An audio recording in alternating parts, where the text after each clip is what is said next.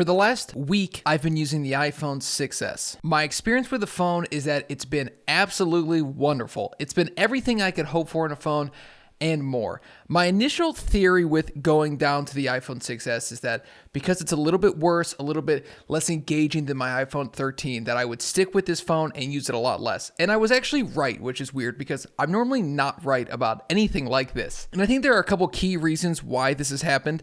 The biggest one, I think, is the way you interact with the phone when the phone is locked. And this is going to sound silly. I have my iPhone 13 here. Look how much bigger this is, by the way.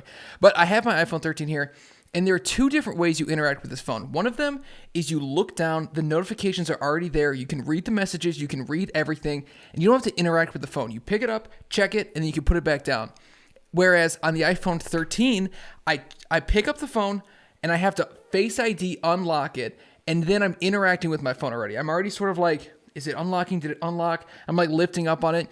And I think that that's one of the biggest reasons is because I'm not tempted to check this phone as much or interact with the phone as much because I could look at the phone, see the message, put it down, end of story. Another big reason I think I've used this phone significantly less is the fact that it's just not nearly as engaging from a physical standpoint. It's the way you interact with an older smartphone is sort of up to you. I think that realistically, I could do what I did on this phone with this phone, but I think that ultimately it comes down to the difference in my mentality when it comes to this smartphone.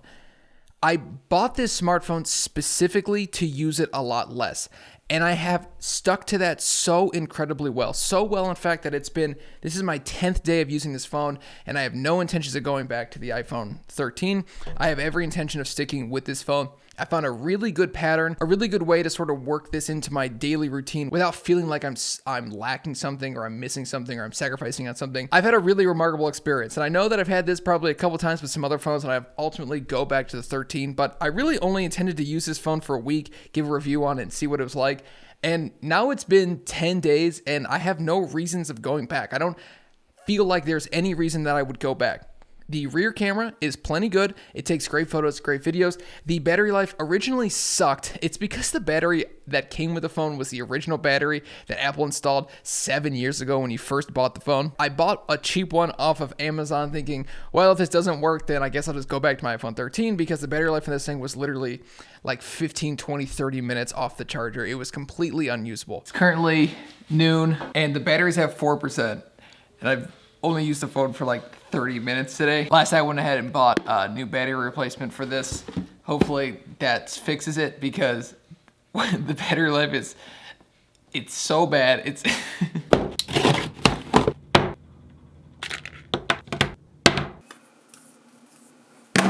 and that has fixed it remarkably. Right now it's currently 8:09 p.m. I've been up for almost 10, 11, 12 hours at this point. And the phone has 73% battery left, and I went for a 2.5 mile run today while listening to an audiobook the entire time.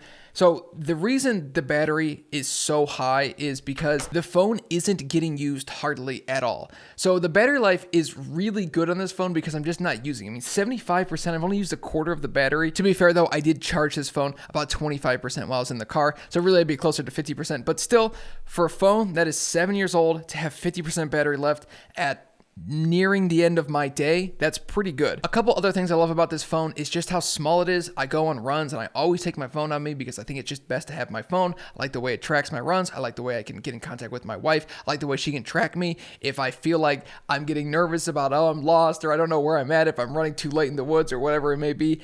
And this phone is so remarkably small. Like, it's so much smaller than the iPhone 13. This thing weighs like 48 pounds. This thing weighs like 1 ounce. So I put this in my fanny pack when I run, which is exactly what I do. I wear a fanny pack. This is significantly lighter. It seems to track it pretty well. I feel like it's a little less accurate than the iPhone 13. I'd rather have it undershoot the miles than overshoot the miles. Another thing, of course, is 3D Touch. Wonderful feature. I'm mad Apple took that away. That was a great feature they never should have taken away. It was awesome. I like using it on this phone. I like the thumbprint, as talked about earlier. It's much better. The way you interact with this phone is much better. I prefer most things about this phone. It's worse in a lot of cases. It's not nearly as snappy. It's not as quick. It's not going to access the internet quite as fast. It's not going to download apps as quick. Nothing works as well on this phone as anything on the iPhone 13, but that was never the intention. It's sort of Ideally, you'd want it to work a little bit worse. It's what pulls me away and gets me off of the internet. Intentionally buying a device to use it a lot less is really what you should be doing. I think that's sort of the conclusion I've come to. I think that it shouldn't be, oh, I'm going to buy a brand new iPhone 14 or 15 or 13, and I'm going to use it a lot less. I don't think you should do that. I think you should intentionally downgrade. I've done this a bunch of times, and I always feel like I really like it, but it never checks every box I need it to check, whereas this phone checks every single box I need it to check. My initial plan was to use this phone along with the light phone that I purchased. And what I was going to do was I was going to use these in co-tango, in tandem. I was going to use this one during the day, and then I was going to swap the SIM card over to this one at night and on weekends and use it like that. And I haven't felt the need to do that. My screen time and phone usage is down incredible amounts. For an entire week, I only spent about 3 hours on YouTube, which is really good for me on my phone. That's really good. Whether you think that's pathetic or not, I guess I don't really care.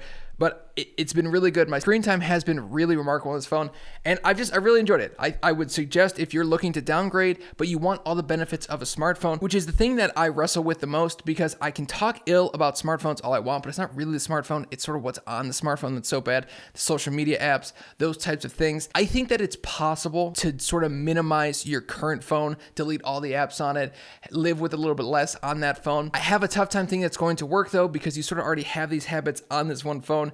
And for me personally, buying what amounts to, I think, like a $60 phone after the battery upgrade is definitely worth it. It's remarkable that you can buy a $60 phone and have it work fine enough. I've had no problems with it. Phone calls, emails, texts, pictures, all those things have worked remarkably well. If I need to check something and I need to engage with something on a much more intimate level, I just go on my laptop anyways. And I did that with this phone anyways. I feel like I was convincing myself, oh, I need to use this because if I need to check emails, blah, blah, blah, blah, blah. I booked a client for my wedding videography business with this phone. So if I could do that with this phone, anybody could do anything with this phone. I think it's wonderful. It's a great device. It's really pushed me to stop using it as much.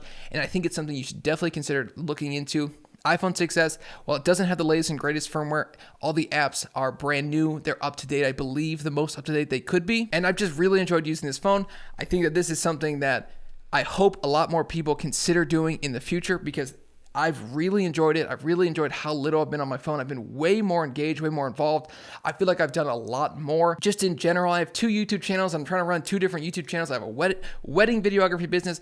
I got a wife and child, and I'm in a full-time job. And I feel like cutting out the extra hour and a half each day I might waste on my phone has been great for me. Just being able to put that into something more useful, like even just intentionally relaxing. That's such a silly concept to me, but it's like you're just allowing yourself to intentionally relax for an hour or 2 hours without the distraction of a phone. I feel like the relaxation is much better. I get to relax more because I'm not just sitting there scrolling. I'm actively choosing to relax.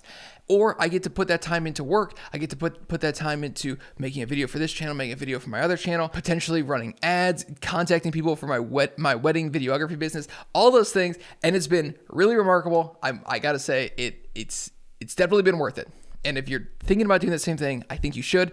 In the meantime, until that phone comes in, delete all the social media apps on your phone, including this one. And I will see you in the next one. Thank you so much for watching. Peace out.